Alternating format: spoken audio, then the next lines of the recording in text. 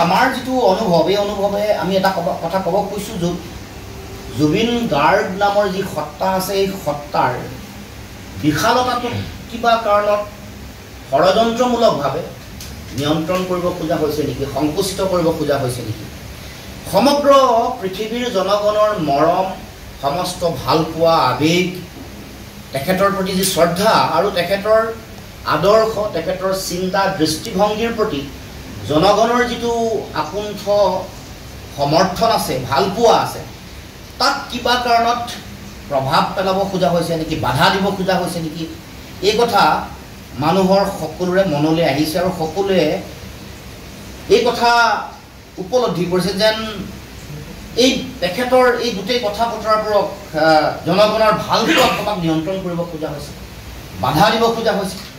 যিগৰাকী মানুহে বিনিদ্ৰ ৰজনী কটাই নিশা উজাগৰে থাকি শত সহস্ৰ সৃষ্টিশীলতা আমাক দিলে, গান দিলে, ৩৮,০০০ গান দিলে নিশা উজাগৰে থাকি, সেইগৰাকী মানুহৰ তেওঁৰ সমাধি ক্ষেত্ৰ পবিত্ৰ ভূমিকো কিবা কাৰণে চৰকাৰে নিয়ন্ত্ৰণ কৰিব খুজিছে নেকি, জনগণৰ যি আৱেগ সেই আৱেগক কিবা কাৰণত তেওঁ বাধা দিব খুজিছে নেকি মুখ্যমন্ত্ৰীয়ে, এই কথা আমি সকলোৱে আমাৰ সকলোৰে উপলব্ধি হৈছে।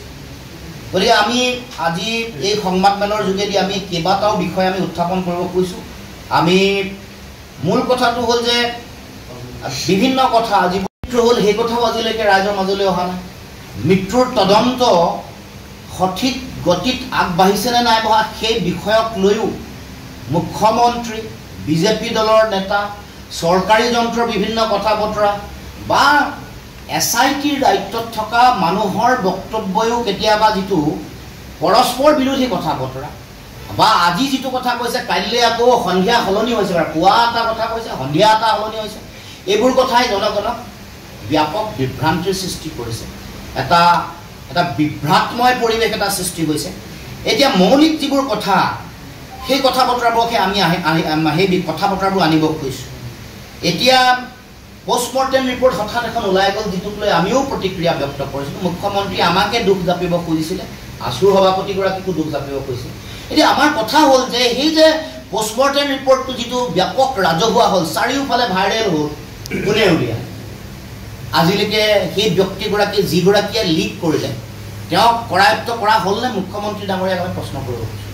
আজিলৈকেতো কৰায়ত্ব কৰা নাই, কিয় এইটো কাৰ কি